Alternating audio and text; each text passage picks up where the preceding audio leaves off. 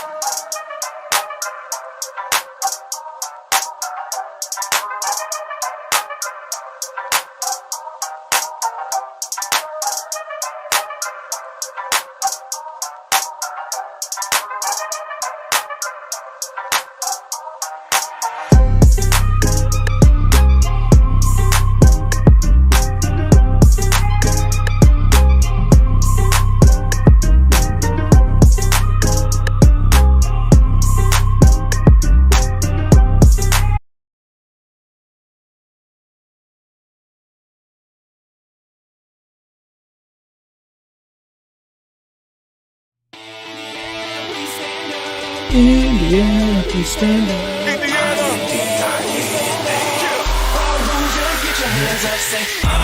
What's up, motherfuckers? Welcome to Gonzo'S Sports Room. I'm Chris.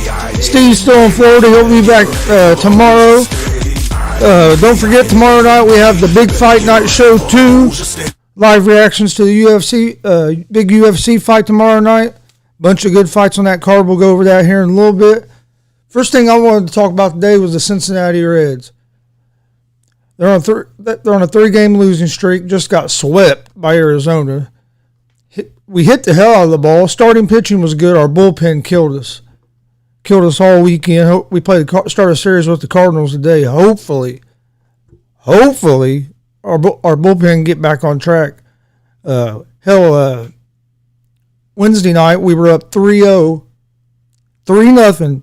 Going in the top of the ninth, Amir Garrett comes in, walked 2 batters, then gives up a 3-run home run to tie up the game. We score in the 10th to take a 1-run lead. Or no, they scored like a couple in the 10th and ended up beating us. Then last night we scored like 7 runs and still got beat. Starter only gave up, 1 run, maybe 2. Like before the start of the Wednesday night, Malley didn't give up no runs. He pitched 6 2/3 inning, didn't give up no runs. I think gave up 34 hits. But all weekend, all week, that 3-game series against Arizona, our bullpen didn't show up. We got to get back on track. We have, with the lineup we have, if our bullpen gets going, because our starting pitching's pitching pretty good. Sonny Gray's back. He's starting today for his second start of the season. Antone's nasty. I mean, we have a chance to compete this year for our division. We gotta get our bullpen back on track, or we ain't gonna do shit. But something I heard yesterday while I was watching baseball, I heard the announcers talking about it, and it really caught my attention. Was a lot of these pitchers these major league pitchers have had arm trouble, had to go have that Tommy John surgery and stuff. A lot of them have been coming back throwing, and they have more velocity. Like some of them were used to be like, say they were throwing like 92, 93. They come back from that. They went to Tommy John. They do all the rehab and stuff after they have that surgery. And they have the surgery because they really have a problem in the arm, so the doctor tells them they have to have the surgery. And but they come back after they rehab and do all that hard work and shit. Instead of throwing like 93, some of these guys are throwing 96, 95, 96, 97. A lot of them have gained velocity. So I heard this. It was Barry Larkin yesterday during the Reds game. Him and I forget the other announcer. That's my bad. I should know. Thanks, Daryl. I appreciate that, bro. But I can't remember the guy's name. Or the other guy's name. But Barry Larkin. They were talking about this, and Barry Larkin said that he has a friend that's a doctor, and he was talking to him, and that doctor gets parents of high school kids that have nothing wrong with their arm, wanting them to do the Tommy John surgery, go ahead, do the Tommy John surgery on their kids so they can throw harder, because they see that that's what's happening, or not that that's always happening, but they're seeing a lot of these Major League Baseball players are coming back from that Tommy John, and they gain sometimes 5-6 miles per hour on their fastball. They gain velocity. But to me, that is crazy. It's hard to, my son was in all kinds of sports, but there's no way I would have ever took him to a doctor and said, hey, do surgery on his arm that he don't need, just because you think it might make him better. But it's crazy. They said in that other announcer, I wish I'd fucking remember his name, he said that he heard the same thing. He goes, it sounds crazy, but it happens. And I never had heard of that before. I'm gonna look more into it, but it just blows my mind. Like it shouldn't blow my mind.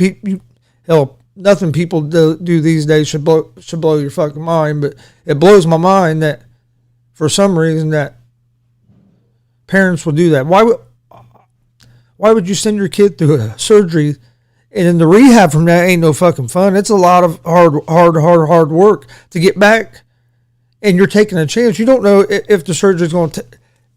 I'm sure each surgery takes different. So what if you do that surgery and you don't have as much velocity as you used to, or your velocity is the same? You went through all that for nothing. So that just don't make a whole lot of sense to me. But I'll quit ranting about my Reds. One more thing. The Reds got to get their damn bullpen going today. Let's go kick the Cardinals' ass. But then another thing that caught my eye yesterday was that there was a report, and it was via Peter King and Dan Patrick, that the Colts called Andrew Luck and made sure that he was retired and that he wasn't coming back before they traded for Carson Wentz. So the Colts was still hope. They still had hope that Luck was going to come back. I don't know why they had that hope. When he retired and the way he retired, I didn't think he was coming back. He looked like a man that was defeated by football. He was done with football. He's fucking, from what people say, he's one of the smartest dudes on the fucking planet. I think he's an architect or something. He's gonna make. Hell, he's set anyway with all the money he made. He has a family now. Just had a little kid. He ain't worried about. He ain't trying to come back to play football and take hits for no reason when he doesn't have to anymore. I don't blame him. I wouldn't either. But I thought it was interesting that the Colts were still holding out hope, and they called him to make sure before they traded for Carson Wentz. which I think it was a good move. I think Wentz is going to have a hell of a year this year. I've been saying that for the last 2 or 3 shows, but I truly believe that. Another thing that was in the news I heard was Taysom Hill has changed the way he's training this offseason, trying to train more like a quarterback. So he's wanting to try to prove he's going into training camp and these workouts, and he's going to try to win that starting job from Jameis Winston. From what all the reports that came out was that Sean Payton said Winston was going to be the starting quarterback, but to me, if you're the Saints, you start Winston at quarterback because you got a dude that has an arm. He's played great before in the football league. Yes, he has a turnover problem, but with Sean Payton and the weapons they have, he don't have to try to do too much. All he has to do is just manage the fucking game and then hit a deep ball here and there, and they'll be fine. You have Michael Thomas, you have Kamara, Murray. They have plenty of weapons. But to me, why I start Jameis Winston at quarterback, and then I can use Taysom Hill at all these other positions. I can bring him in at quarterback and run a few plays. I can play him at tight end. I can play him in the slot. If you start him at your quarterback, you're taking away the other element that he adds to his game, and that's what makes him special. I don't think he's a special player just being back there as a quarterback. I really don't. But if you put him as a tight end, as a quarterback every now and then, put him out in the slot, get him the ball, then he's a special player. He provides a big spark to your team. He's an ultimate weapon. But I think you're taking away part of what makes him special by starting him at quarterback. He needs to be, to me, if he's going to play quarterback, he needs to be a guy that comes in every now and then and runs the option, can throw the ball a little bit. But to me, he's not an every down quarterback. That's just my opinion. Jameis Winston could play. I'll be honest. If I'd said if the Colts didn't get Carson Wentz, I'd like to see him go get Jameis Winston. I believe that in the right system, he could play football and not turn the ball over as much as he did in Tampa Bay.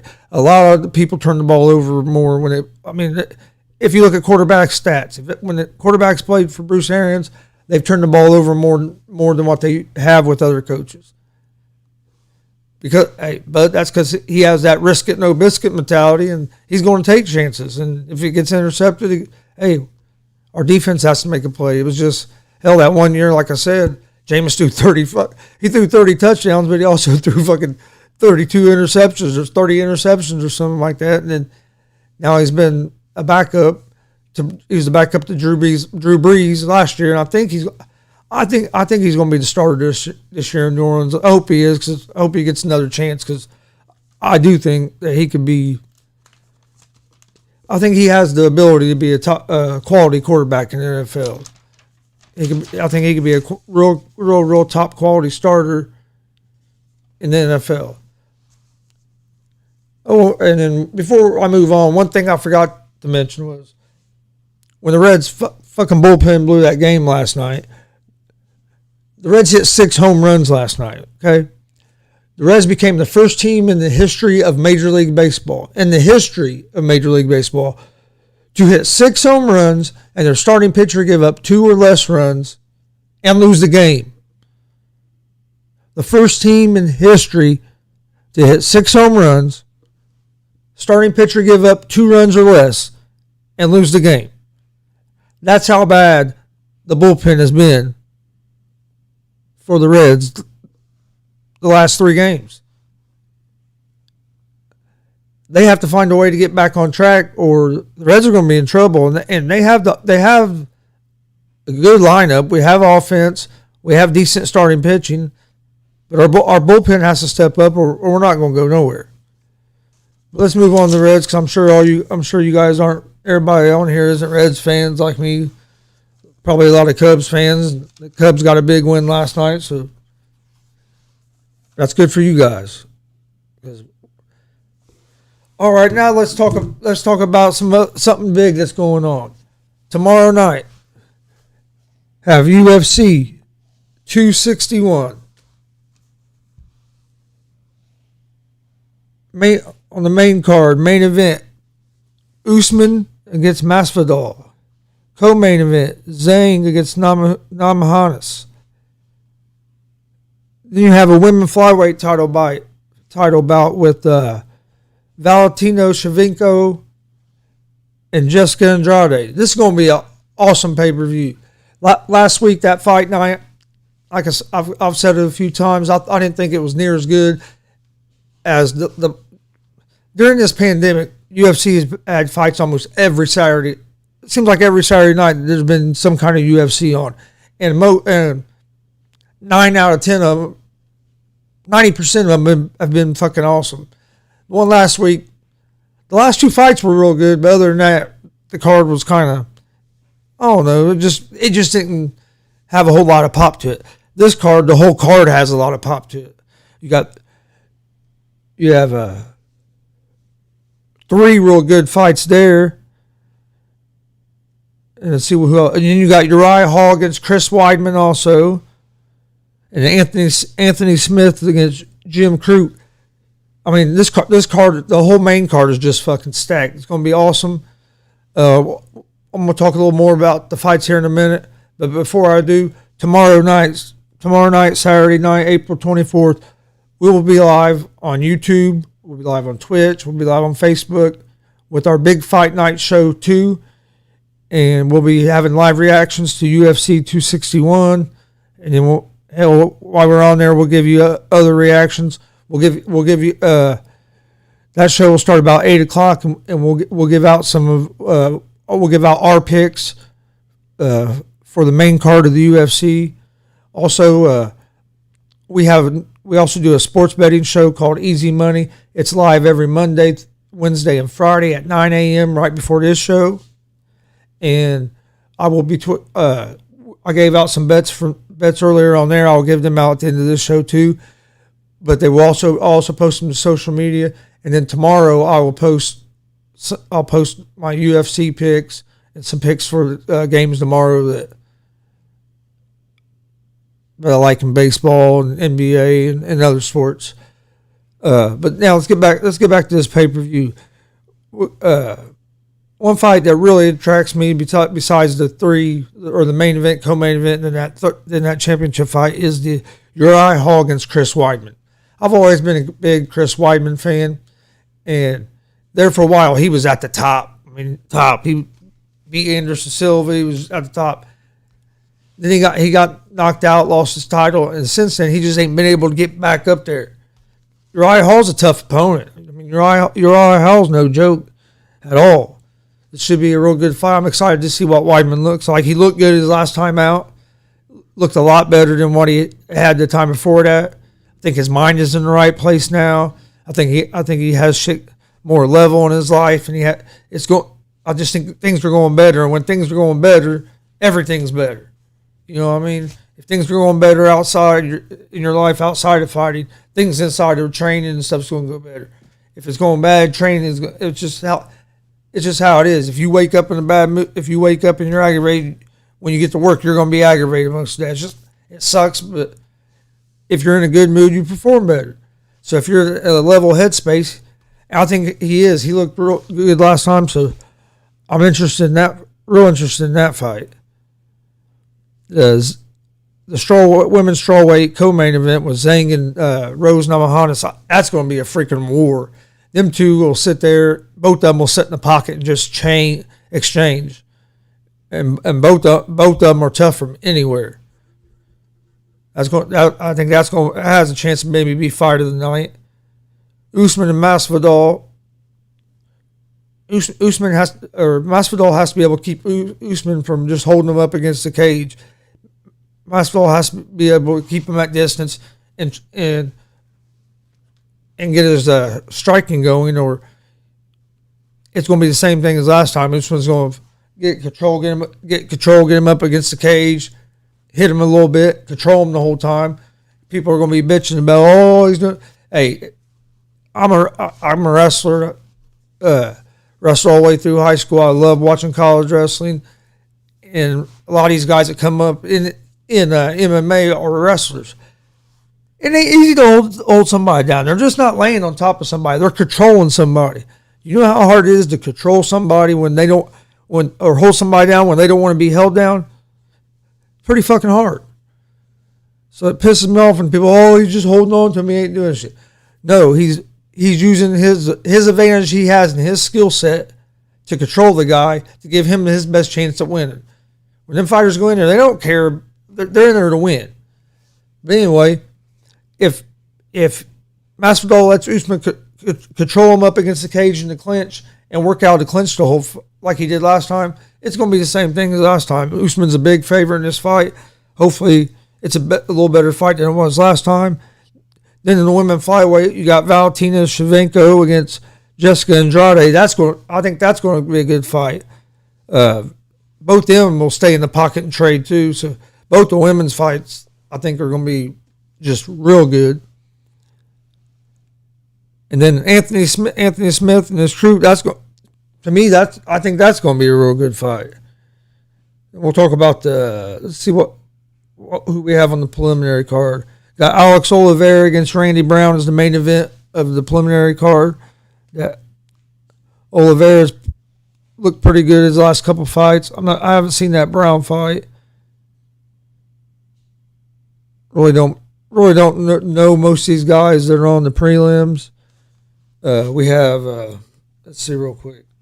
You have Alex Oliveira against Randy Brown, Carl Roberson against Brandon Allen, Dwight Grant against Stefan Sekulic, Pat Sabatini against Tristan Conley. Like I said, I don't know a whole about them guys. I'll have to look into that, learn more about them. On the early prelims, anybody we know? Also, I don't know none of them, so that's something I'll have to look into. And then before I put out my picks for tonight.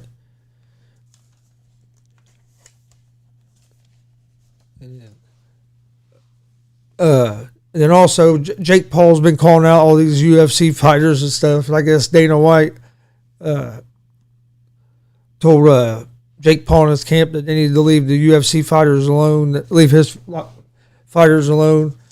But they're saying Tyron Woodley wants to box Jake Paul, but he wants Paul's teammate, Jalen Love, to step in the cage and fight Woodley. Woodley said, I want to hit that dude with some elbows, and I want to smash his fucking head in. But they keep talking about who Paul's going to fight next. I hope he fights a boxer. Fight a boxer. Don't fight an NBA player. Don't fight a guy that's a grappler. Fight somebody that's a boxer in a boxing match. Win or lose, win or lose, he'll have, then I'll give him his respect that he deserves, because it's hard. He's pretty good. I'll say that. But how good is he? We're not sure yet. We haven't seen him fight. We haven't seen him fight against top-level competition yet. And until we see him fight against the top-level competition, it's hard to know how good he really is. Does he look good? Yeah, he's looked good, but he's also knocked out a former NBA player, retired NBA player, and a retired MMA guy that's known for wrestling. That's known for grappling. Is it known for striking?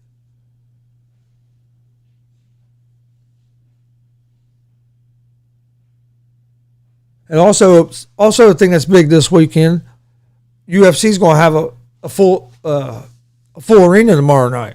Full arena tomorrow night for the fight. First time in over a year that there's been a full arena. Looks like things are starting to get back to normal a little bit, which is a good thing. I'm ready to go. I'm ready to go watch a game. I'm going to try to go watch the Reds game here pretty soon. I'm ready for football to come back. Go watch some Colts games. I want to go watch some music. I'm a big music fan. Love going to watch live music. Ain't been able to do that really for almost a year. So I'm ready for stuff to open back up. So go watch some music. Go watch some baseball.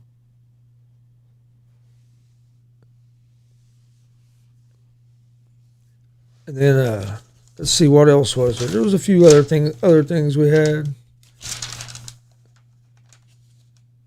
the Denver Broncos are reportedly trying to move up. I guess they were the first one to make an offer to the Falcons for the 4th pick in the draft.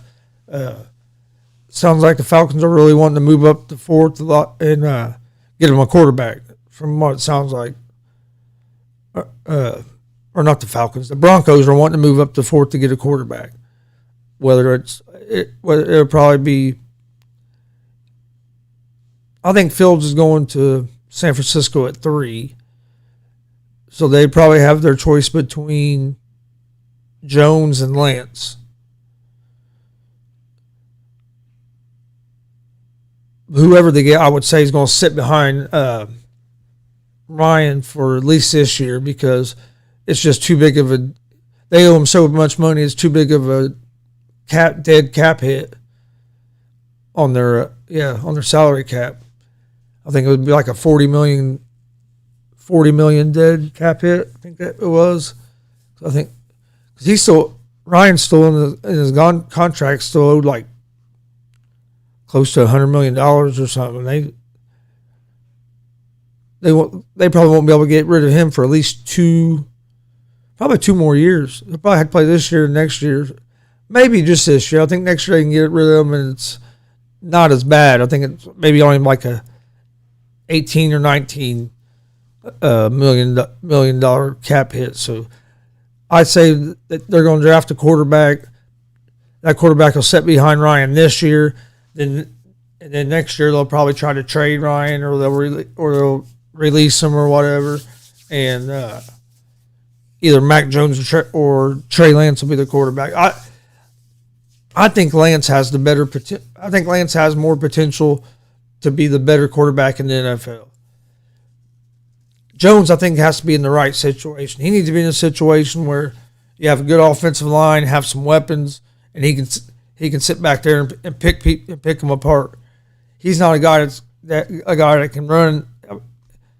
He's not a really elusive guy. It's going where Lance is more athletic, and I just think the way the NFL is going, the way they're transitioning into that style of play, I think Lance is going to be the better quarterback out of him and Jones. Jones had a hell of a college career, hell of a season last year.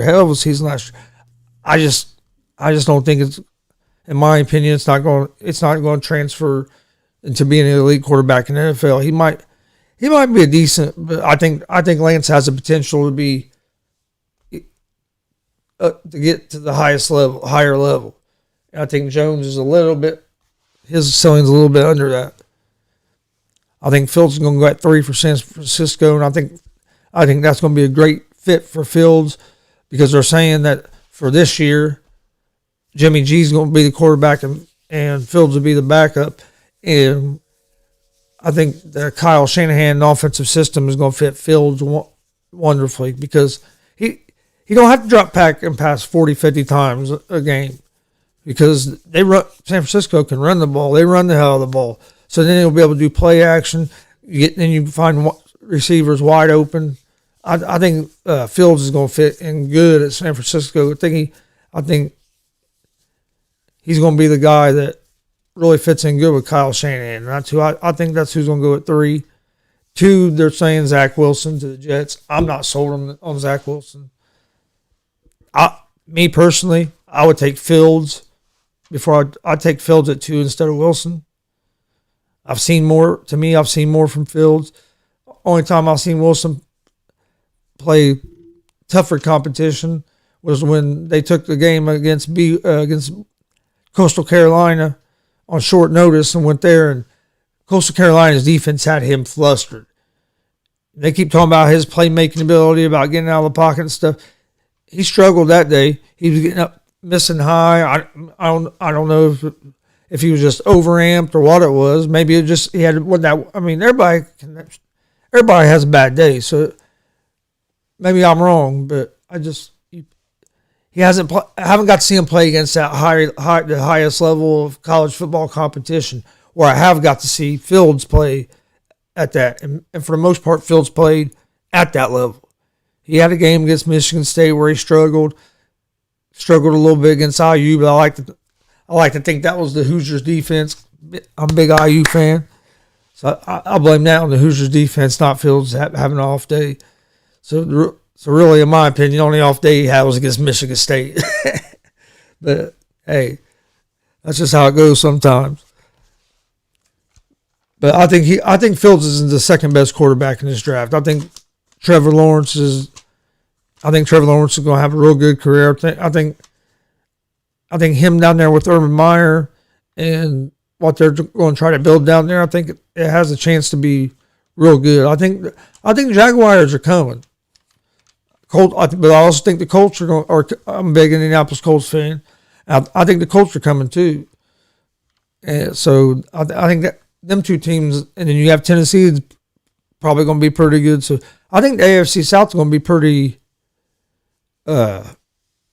tough this year, because I think Jacksonville is going to get better. By the end of the year, I expect Jacksonville to be decent. Or not decent, but pretty good. Tennessee is going to be pretty good. Colts are going to be tough. How's it going, Jacob? And then, so I think the AFC South is going to be a lot tougher this year than what it has been. Houston, who knows what's going on? Don't know if Watson's going to play or if he's not going to be able to play. Haven't heard anything about that yet. You hear his lawyer saying that they think that they're saying it's all lies and stuff, but we'll see what comes out of that. But so Houston's a mess, but the other three teams in that division look like they're going in the right direction.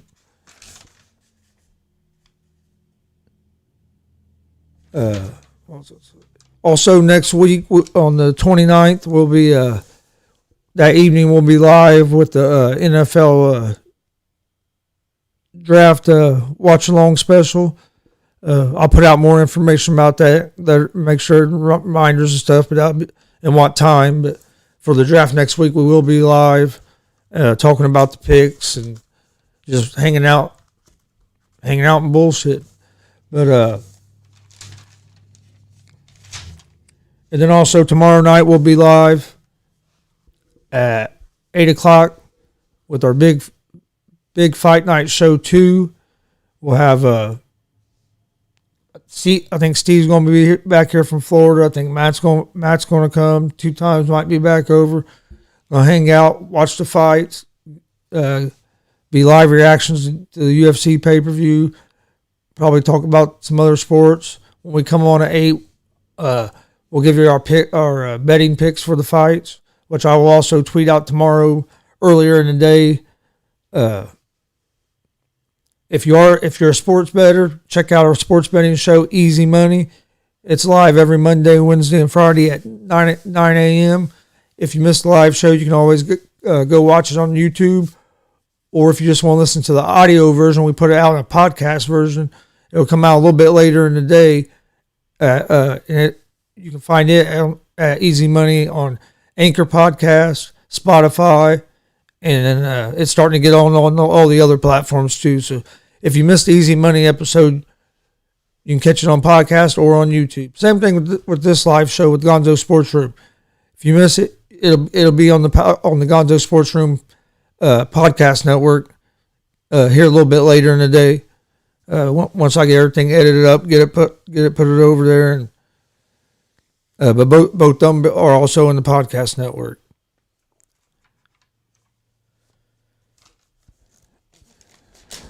Got a big slate of games tonight. Big slate of games. Let's talk about some of them real quick. Let me pull up see what we have. Who all we have tonight. Reds play the Cardinals tonight. Have Sonny Gray on the mound. Hopefully we can turn it around. Been on a three game skid here. We need to get that mojo going. Get back going on the right track again. We're right there for the lead in our division. We need to stay in that, compete for it. We got some good NBA games tonight. Got the Celtics against the Nets. I'm not sure. I think James Harden might be back. I think James Harden is back playing, so Brooklyn should have James Harden and Kyrie Irving in that game. So that could be a good game because you have Tatum and Brown. I mean, there's a lot. That could be a good matchup. You have the Heat and Hawks. Trae Young's out. So that kind of takes away from that game a little bit. You got Hornets and Cavs, and I think Melo Ball's back. Clippers and Rockets. The game that catches my eye really tonight is the Denver Nuggets against the Warriors, because Steph Curry has been on an absolute tear. I think last night or the night before he only had like 19 points, but for like 11 or 12 games straight before that, he had was averaging like 35 points a game or something. Dude, it's just been on a run. He's put the Warriors on his back, trying to get him in the playoffs. It's going to be tough, but you got Nuggets and Warriors tonight, and that's the same thing. Jokic for the Nuggets has been Jokic has been playing his ass off too. He's in the MVP conversation. I think Curry should be in the MVP conversation, but I was hearing the guys on TV earlier say that since the Warriors are probably not going to make the playoffs, or if they do make the playoffs, it's going to be by the play-in tournament thing, that you can't give Steph Curry the MVP, which to me makes no sense. The MVP is most valuable player, and Steph Curry is playing pretty good. Jokic is playing good too, though, because Jokic is carrying Denver now because Murray got hurt, and Joker's been killing it. And then let's see, that was the game that catches my eye. Got Cubs and Brewers start at 2:21 for all you Cub fans. Get an afternoon game. Cubs won last night. Oakland and Baltimore ought to be a real good game. That starts at 7 o'clock this evening, and the A's have won 12 in a row, so they're on a streak. You got Yankees and Indians tonight. But before we get out of here, I got just a couple more things I will give you guys. I will give you guys the picks I gave out earlier on our sports betting show. For baseball, I had Oakland money line against Baltimore. Like I said, Oakland has won 12 games in a row, and Baltimore has lost 10 of their last 15. I have the Reds money line against the Cardinals. I'm hoping the Reds turn their fucking bullpen around. Bullpen's cost us the last 3 games. I think we're going to get going again tonight against the Cardinals. I have Red Sox money line against the Mariners. Indians money line against the Yankees. Indians should have won that game yesterday. Fell apart with some walks and stuff. I think they're going to get back on track today. And I also like the Braves against Arizona.